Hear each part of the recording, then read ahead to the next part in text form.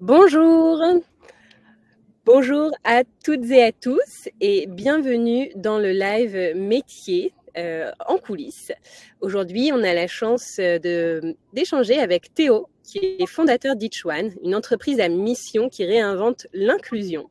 Un grand merci Théo de prendre ce temps avec nous, une trentaine de minutes, de pouvoir partager ton expertise, ton métier. Bienvenue à toutes celles et tous ceux qui se connectent actuellement sur le chat. De mon côté, moi c'est Juliette, je travaille chez Chance depuis 5 ans et demi et je suis responsable de la communauté des coachs. Le but de ce live, c'est qu'il soit interactif, alors n'hésitez pas à poser toutes vos questions dans le chat ou dans l'onglet questions, je m'occuperai de les poser à Théo. Et pour commencer, le temps que tout le monde se connecte, n'hésitez pas à nous écrire d'où vous venez, d'où vous vous connectez actuellement. Moi, je suis à Paris, dans une magnifique bulle. J'espère toi, Théo. Absolument, je suis à Paris aussi. Bonjour à tous, merci Juliette pour ce moment. Je suis hyper content de prendre ce temps avec tout le monde. Je suis aussi à Paris dans une bulle, hein, voilà, donc je partage ta qualité. Bon, alors on a Marie qui vient d'Antibes, on a Paris également avec Maëva, Maëlys, La Ciotat. Super, Villefranche-sur-Saône. Bon, bah, ça vient de un peu partout en France. C'est ça qui est génial aussi. Suresnes. Ok. Tbilissi, 92. Saint-Cloud. Ok. Donc, je vais commencer à introduire, pour celles et ceux qui ne connaissent pas Chance, on est une communauté d'entraide professionnelle et on a développé une méthode qui a pour objectif de permettre à chacun de trouver sa place dans le monde professionnel et également, du coup, par conséquent, dans la société. Pour cela, on a plusieurs programmes d'accompagnement et le plus historique et connu, c'est le bilan de compétences. Pendant le bilan de compétences, on invite les personnes à justement interroger des professionnels pour connaître la réalité de leur métier, peut-être, on va dire, diminuer certains préjugés, certains fantasmes, bref, avoir une meilleure idée de la réalité des métiers. Et donc, on voit que c'est un moment qui est assez puissant, assez révélateur. Et donc, c'est ce qu'on va faire sur ces 30 prochaines minutes, c'est poser toutes ces questions à Théo. Donc, n'hésitez pas à me partager vos questions dans le chat. Et je vois qu'il y a une ferveur pour Toulouse du côté de Élise et Théo. C'est ma ville de cœur. Super. Bon, alors, peut-être moi, la première question que j'ai envie de te poser, Théo, c'est, vu que Toulouse, c'est sans doute, tu viens de Toulouse? Absolument, oui. Je suis né à Toulouse, j'ai grandi en région toulousaine. D'accord. Et alors, est-ce que tu peux nous expliquer ton parcours et comment tu es arrivé à fonder Each One? Oui, carrément. Alors, bonjour à tous à nouveau. Effectivement, je suis né à Toulouse et j'ai grandi mes 18 premières années dans la région toulousaine. Je suis originaire d'une famille relativement modeste et je suis petit-fils aussi d'immigrés italiens. Et il se trouve que dans ma jeunesse, j'ai entendu, je suis très proche de mes grands-parents, je suis encore très proche de ma grand-mère maternelle, et ma grand-mère maternelle m'a souvent dit, tu sais Théo, je suis hyper frustré. Je suis hyper frustré parce que j'ai jamais fait ce que j'ai voulu faire. J'ai toujours fait des petits jobs, etc. M'intégrer quand je suis arrivé en France à la fin de la Seconde Guerre mondiale, c'était vachement difficile. Donc j'ai tout fait pour me faire discrète. Et aujourd'hui, je suis frustré parce que j'ai pas fait tout ce que j'aurais voulu faire en tant que personne. Puis, de toute façon, c'est comme ça, c'est ça dans notre famille, hein. Nous sommes des petites gens, et les petites gens, ça doit rester discret. Et moi, ces petites phrases, quand je les ai entendues plus petit, elles m'ont pas fait réagir immédiatement, sauf que je pense qu'elles ont contribué à créer chez moi une forme de révolte importante qui est liée à mon envie de trouver du sens, d'exister, de faire ce que j'avais envie de faire dans ce monde-là, et d'affirmer ma liberté d'individu, tout comme n'importe qui pourrait souhaiter le faire. Et il se trouve que par la suite, j'ai eu de la chance, puisque au moment où je suis arrivé en fin de lycée et que j'ai candidaté en prépa, etc., j'ai été admis dans une grande prépa à Paris, Et je suis à ce moment-là un peu passé entre les mailles du filet. C'est-à-dire que je venais d'un petit lycée que personne ne connaissait et j'ai intégré Louis le Grand. Et, et là, je me suis dit, en passant entre les mailles du filet, que c'était à la fois super, c'était super pour moi, mais et d'ailleurs, je pense que j'ai jamais bondi aussi haut de joie. Mais en même temps, quelques jours après, je me suis rendu compte en fait que le filet, il existait toujours. C'est pas parce qu'on passe au travers les mailles du filet que le filet n'existe plus. Et, euh, et donc, je me suis rendu compte que j'avais aussi potentiellement entre moi et moi un devoir que je me reconnaissais vis-à-vis de ce filet-là, pour que tout le monde puisse prendre sa place. Et il se trouve qu'en 2015, au moment où je sors de la prépa, je rencontre des personnes réfugiées dans ma vie personnelle. Et je me rends compte dans l'échange qu'on partage un avenir commun, que les personnes elles sont là, que cet avenir, on a le choix soit de l'écrire pour en tirer le meilleur, soit de le subir.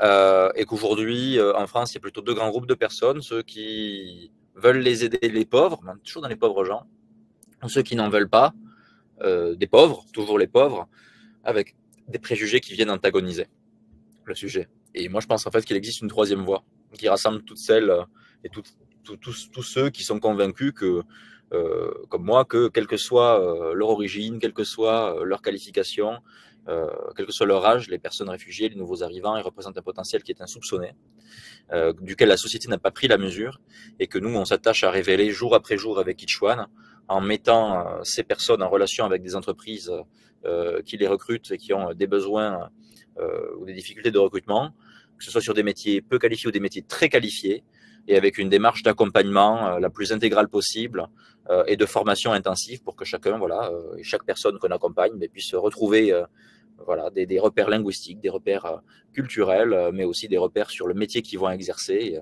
et que tout le monde soit mis en position de réussite. Merci beaucoup pour aussi cette explication et cette introduction à Each One.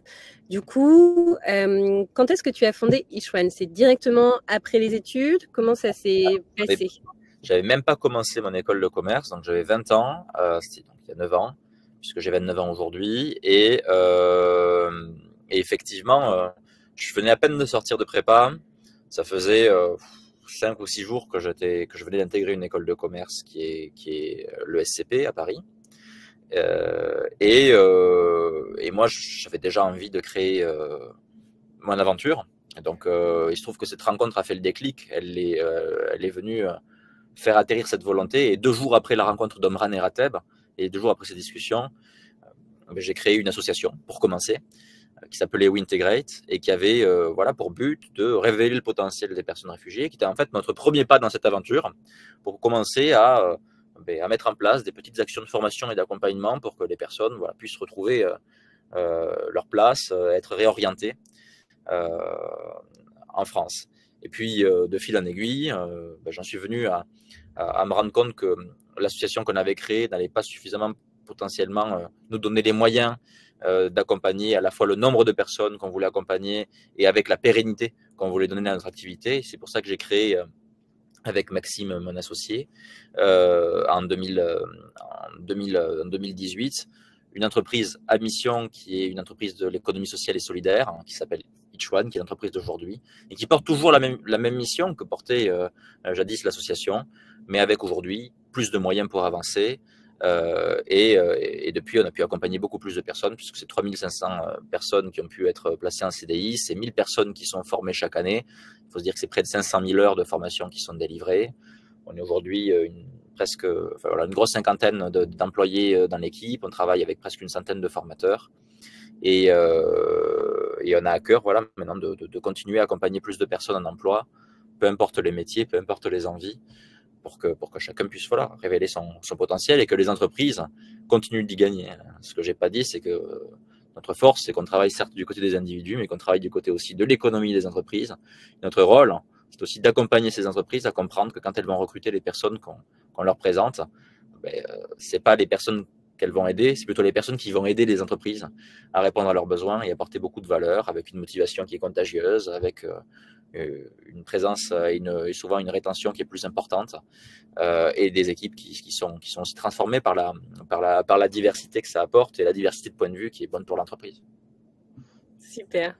Merci beaucoup. On a une première question de Caroline qui demande justement le statut juridique d'Each One et pourquoi ce choix. Parce que c'est vrai qu'on parle d'entreprise à mission. Tout à fait. Aujourd'hui, le statut juridique d'Each One, c'est une entreprise à mission agréée ESUS, c'est-à-dire entreprise solidaire d'utilité sociale. C'est-à-dire qu'on est une entreprise de l'économie sociale et solidaire à lucrativité limitée, qui a pris des engagements tant dans l'encadrement des salaires en interne que dans le partage de valeur. Mais on est une entreprise, c'est-à-dire que on a un modèle économique dans lequel, en grande partie, les entreprises et les pouvoirs publics via les entreprises financent les formations des individus qu'on va former, sachant qu'elles sont gratuites pour toutes les personnes réfugiées, nouveaux arrivants qu'on accompagne. Et ce modèle nous permet, voilà, d'avoir chaque fois plus on forme de personnes, plus on est rémunéré pour former des personnes, et plus on est rémunéré, plus on a les moyens de former plus de personnes. Donc le but, c'est d'avoir un modèle qui ne dépend pas fondamentalement de la subvention, même si on a un peu de subvention, ou fondamentalement de la philanthropie, pour pouvoir exister contre vents et marées, sans dépendre d'une orientation politique, d'un mandat ou de la bonne volonté de quelqu'un, et cela avec moins de limites de croissance et donc moins de limites d'impact en nombre de personnes qu'on veut toucher. Donc voilà aujourd'hui ce statut. Et je vois que Marie posait effectivement la question du coup de franchir le cadre de l'entreprise vers l'association. C'est-à-dire qu'en fait, on s'est rendu compte avec notre association que les personnes qu'on avait accompagnées, elles étaient employables, elles s'étaient rendues employables, mais elles n'étaient toujours pas employées. Et que c'était un comble un peu dans notre histoire. Et que le travail qu'il fallait qu'on fasse, il était certes du côté des personnes, mais le travail d'inclusion, il est à faire des deux côtés, du côté des entreprises et du côté des personnes. Parce que les personnes, on peut leur donner tous les moyens qu'on veut. Si derrière, il y a des recruteurs qui n'ont pas compris quels sont les profils des personnes et qui ne sont pas ouverts ou pas curieux vis-à-vis de ce qu'elles peuvent apporter à l'entreprise, bah, ça ne marche pas. Et donc, du coup, on a dû faire tout ce travail de traduire ce qui est de l'ordre de l'intérêt économique des entreprises, parce que les entreprises elles ont un intérêt économique et a priori, elles partagent tout ça, donc, avec ce que les personnes peuvent apporter. Et cette traduction, à la fois, elle était plus facile de le faire en tant qu'entreprise, parce que parler d'entreprise à entreprise, ça donne une certaine crédibilité pour qu'on se pose comme tiers de confiance. Aujourd'hui, on est vraiment positionné comme un tiers de confiance. Mais aussi, elle peut se faire de manière durable avec un modèle économique, aujourd'hui, comme je le disais, que l'association n'avait pas en tant que telle, sachant qu'en tant qu'entreprise, on a d'autres avantages, c'est-à-dire qu'on peut lever des fonds auprès d'investisseurs, c'est-à-dire que pendant tout le temps où on ne tient pas sur ses deux jambes, on peut avoir une béquille que permettent ces levées de fonds, qui permet de nous laisser le temps de construire à la fois l'équipe, à la fois les solutions de formation, le temps qu'on forme suffisamment de personnes pour être à l'équilibre financier et donc du coup être indépendant en tant qu'organisation. Et cette indépendance et cette recherche d'indépendance, elle est aussi beaucoup en cause dans la volonté d'être une entreprise plutôt qu'une association. Ok, merci beaucoup pour ces réponses. Et donc, il y a une question de Raphaël qui concerne les profils que vous avez en interne. Donc, sans doute les différentes équipes, les salariés. Bien sûr. Alors, il y a beaucoup de compétences différentes dans l'équipe parce qu'on parlait voilà, d'association entreprise. Une particularité, nous, c'est qu'on travaille à la fois avec des grandes entreprises, à la fois avec des individus très éloignés de l'emploi qui peuvent avoir certaines vulnérabilités, qui ont, au-delà du sujet je dirais professionnel, des défis aussi dans leur vie personnelle, de logement, parfois de garde d'enfants, etc. Et des pouvoirs publics qui viennent financer ces activités, que sont France Travail, les OPCO, des ministères, des collectivités. Et le tout dans un écosystème de partenaires, puisqu'on n'existe pas seul, on n'existe que grâce aux associations qui nous redirigent les personnes vers nous, grâce effectivement à toute cette activité partenariale qui est aussi là. Et donc, cette diversité d'acteurs et avec lesquels on est en lien, elle entraîne aussi une diversité des compétences dans l'équipe. C'est-à-dire qu'on a à la fois des compétences, je dirais, plus qu'on retrouve dans beaucoup d'entreprises, aussi de fonctions support, des compétences de finance, des compétences de RH, des compétences managériales dans l'entreprise. Mais on a aussi des compétences de gestion de projet, c'est-à-dire des personnes qui mettent en place des projets de formation. On a des compétences d'accompagnement social et administratif dans l'entreprise.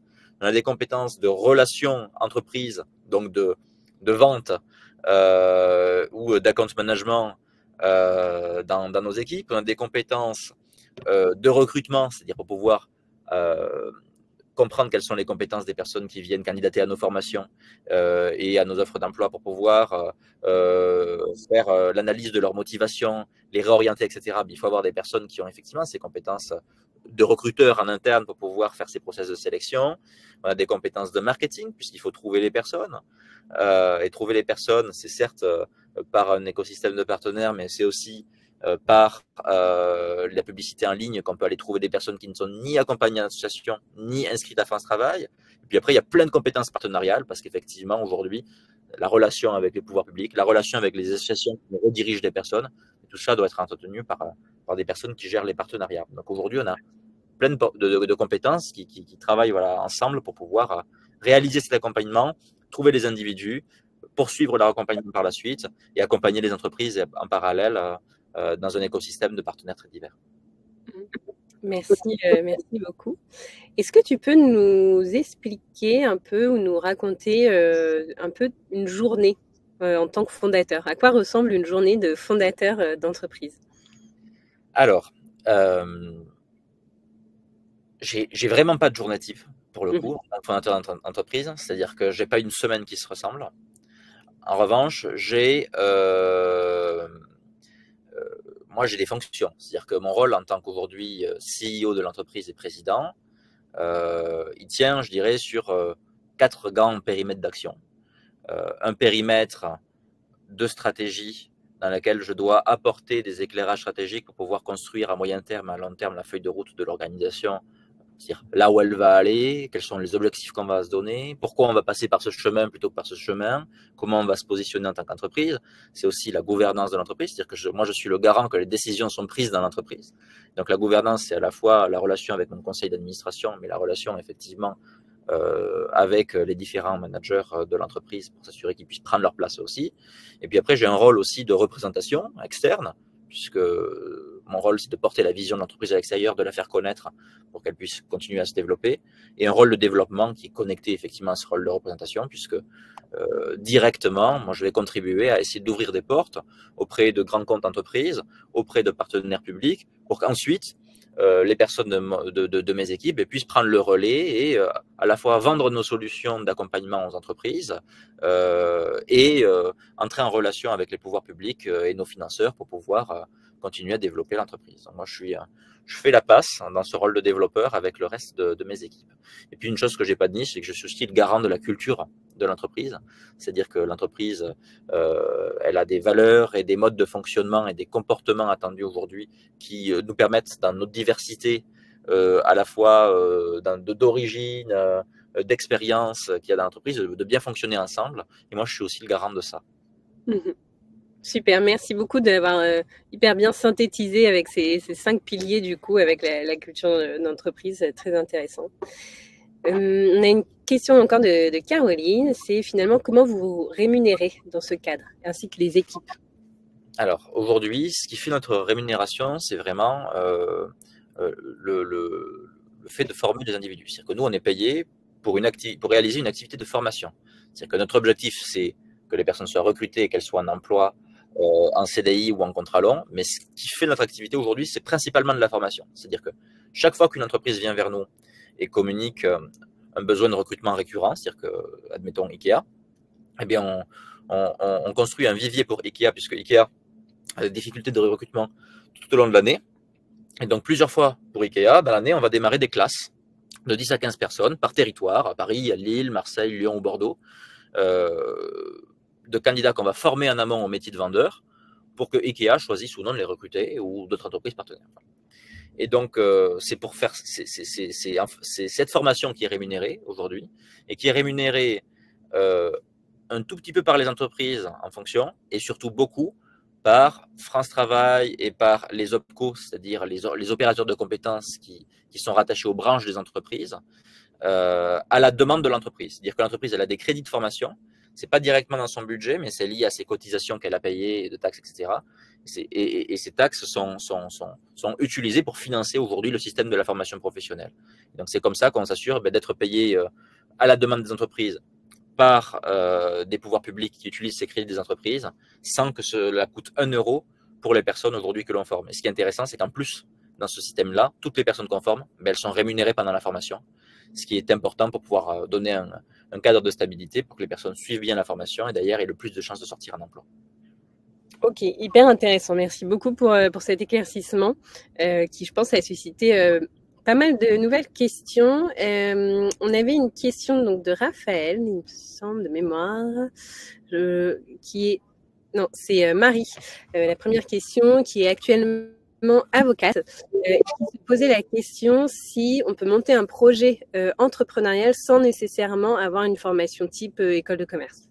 Alors oui, oui et oui, totalement, on peut, puisque moi quand j'ai monté le projet, j'avais 20 ans et ça faisait 5 jours que j'étais en école de commerce, donc autant dire qu'on avait fait quelques fêtes, un week-end d'intégration, et voilà. Et donc à partir de là, effectivement, le plus important quand on monte un projet, c'est de ne pas questionner sa légitimité, sa propre légitimité d'agir. On a tous une légitimité d'agir en tant qu'acteur. En revanche, c'est de prendre les choses pas à pas et de faire levier sur les ressources qui sont à portée de main. C'est-à-dire que moi, je venais de rencontrer 2 personnes qui étaient réfugiées. Et la première chose que j'ai faite, c'est d'essayer de comprendre leurs besoins. Et donc, du coup, de passer du temps avec ces personnes pour savoir quel est vraiment le problème que je veux résoudre. Donc souvent, on a une idée et souvent, on a l'idée de solution qu'on veut mettre en place avant le problème. C'est important de passer du temps à creuser le problème qu'on veut résoudre, comprendre le contexte, parce qu'une fois qu'on a bien compris le problème et bien formulé la question, alors dans ces cas-là, on peut commencer à apporter une solution. Alors on ne commence jamais par la solution idéale. Nous, on a mis 9 ans pour arriver jusqu'à aujourd'hui. Donc on commence par bricoler souvent des choses. Sauf qu'en bricolant des choses et en parlant autour de soi et en demandant de l'aide, et en allant dans des événements dans lesquels il y a des entrepreneurs, etc., on commence à se faire connaître, on commence à se faire un réseau. Et moi, c'est comme ça que je me suis fait mon réseau. Mon réseau, je me suis fait pas beaucoup par rapport à l'école, parce que quand j'étais en école, la plupart de mon réseau, ils étaient encore étudiants aussi en école. Donc, entre guillemets, c'était pas mon réseau qui était la plus grande aide. Donc, j'ai dû me faire un réseau professionnel en parallèle de l'école, de personnes qui avaient déjà des fonctions potentiellement de recrutement, qui travaillaient dans des entreprises pour pouvoir commencer à faire recruter les candidats que je voulais accompagner. Et donc pour cela, il a fallu que je me déplace, que je pitch le projet, un projet qui était incompréhensible au départ, qui était très mal pitché. Mais ce que je savais et ce qui était clair, c'est que j'avais une volonté, j'avais vu un problème que je voulais résoudre et j'étais dans une démarche de toujours mieux comprendre ce problème et commencer à mettre des petits bouts de solution pour à la fin lancer des prototypes et commencer à lancer des formations. Et au départ, les formations qu'on a mis en place, c'était vraiment nul. D'ailleurs, tellement nul que les candidats qu'on voulait accompagner, ils venaient pas. Donc, c'est bien parce que ça nous remet à notre place. Et petit à petit, on s'est remis en question jusqu'à que ça fonctionne. Je pense que c'est ça qui est important. C'est de ne pas remettre en question sa propre légitimité de personne, d'agir, d'être dans une posture vraiment de questionnement, de comprendre les problématiques et après de persévérer et de toujours avancer et demander de l'aide autour de soi. Parce qu'en général, quand on nous demande de l'aide, on vous reçoit et on vous aide. Et si on ne vous aide pas, il faut le demander à quelqu'un d'autre et en général, il y a toujours une personne pour vous écouter. Merci beaucoup pour ce partage, Théo. On a une question d'Élise. Si on prend ton parcours, est-ce que tu penses qu'il faut passer nécessairement sur Paris ou est-ce que c'est possible d'avoir tout ce développement et d'aspiration hors dehors de Paris? C'est absolument possible de l'avoir en dehors de Paris. Après, si je n'avais pas été à Paris, j'aurais fait quelque chose de différent. Voilà. C'est-à-dire qu'être à Paris, ça a aussi, en fonction de la structure qu'on veut créer, des avantages. Étant donné que nous, par exemple, on travaille avec des grands groupes et que la plupart des centres décisionnaires aujourd'hui des grands groupes en France sont à Paris et qu'on a un pays qui est très centralisé, ça a facilité les rencontres et les échanges dans un premier temps et la constitution d'un réseau. Pareil, dans la recherche de financement, aujourd'hui, la plupart des investisseurs sont aussi à Paris, même s'il y en a dans toutes les villes de France. Alors, ça nous a laissé immédiatement plus de chances de croiser du monde et de nous faire un avis et de rencontrer nos futurs partenaires pour faire nos choix et aussi nous faire connaître vis-à-vis d'eux. Donc, c'est un avantage d'être à Paris aujourd'hui en France quand on entreprend parce que Paris concentre aujourd'hui beaucoup de centres de décision. Maintenant, il y a des milliers d'exemples aujourd'hui d'organisations qui se créent, et qui ne sont pas créés à Paris. Et aujourd'hui, avec la visio et les réseaux sociaux de manière générale, il n'y a plus de barrières. Maintenant, moi, je fais partie des personnes qui pensent qu'à un moment donné, il faut que les corps se croisent, parce que c'est aussi comme ça qu'on donne de la confiance. En ligne, c'est bien pour prendre contact. À un moment donné, quand on rentre dans une aventure, quand on se met à travailler ensemble, il faut se voir. Et donc, il faut se déplacer. Et donc, je ne cacherai pas effectivement que Paris a cet avantage-là, mais que c'est absolument pas une condition sine qua non pour se lancer. Et ça devrait surtout pas être limitant, où qu'on soit en France, pour créer quelques projets que ce soit.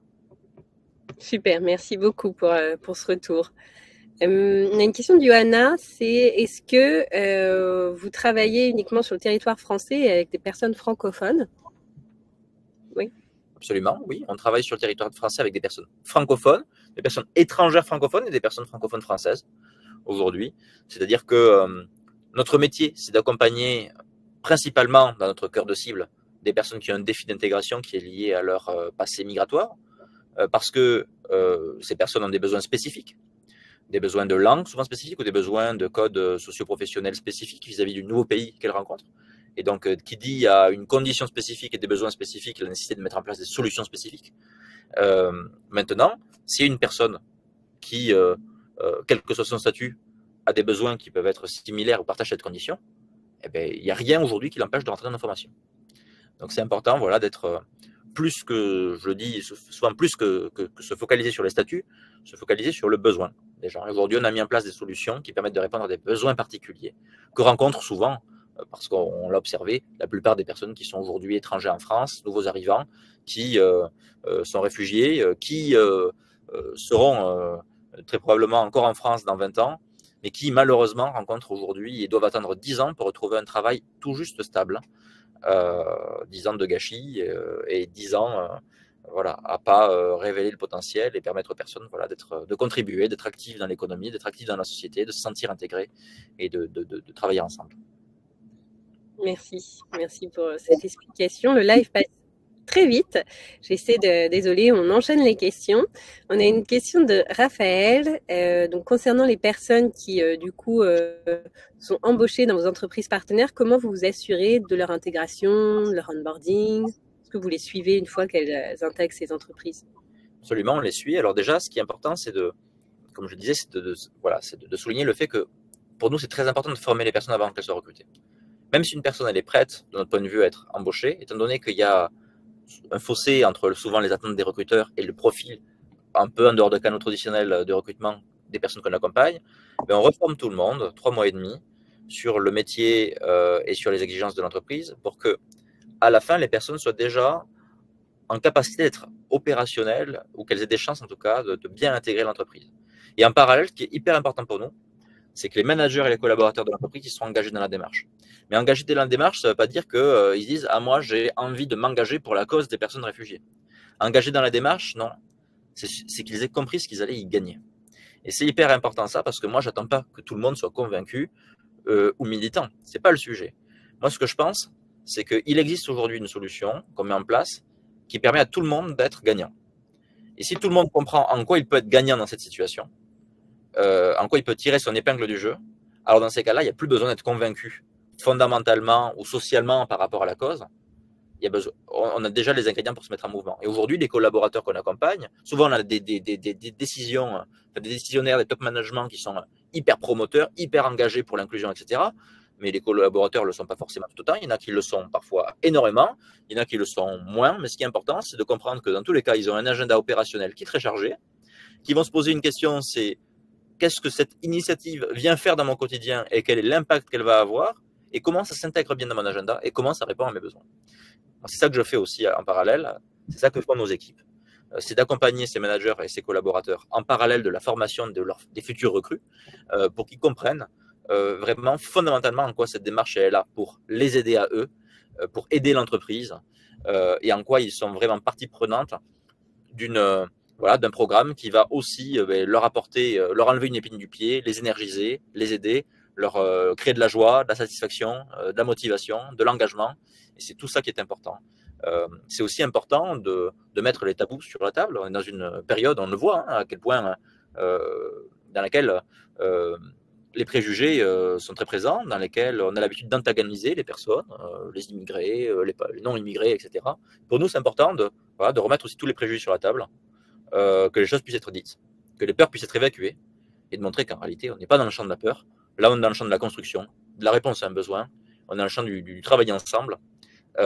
Et en général, après on le voit quelques mois après, même quand il y a des sceptiques, les gens viennent nous voir et nous disent on s'était trompé, en fait les personnes qu'on a recrutées sont incroyables, ça nous a sauvé notre entreprise, on a pu éviter de fermer notre magasin grâce à vous. C'est quand on peut recommencer à recruter, etc., etc. Donc aujourd'hui, souvent on voit les collaborateurs sont unanimes après, mais ça n'empêche pas qu'il y a des résistances parfois au départ, des résistances qui doivent être comprises et évacuées en s'ancrant dans les besoins des uns et des autres. Super. Mais merci beaucoup Théo. Le live est passé incroyablement vite. Il est déjà l'heure de se quitter.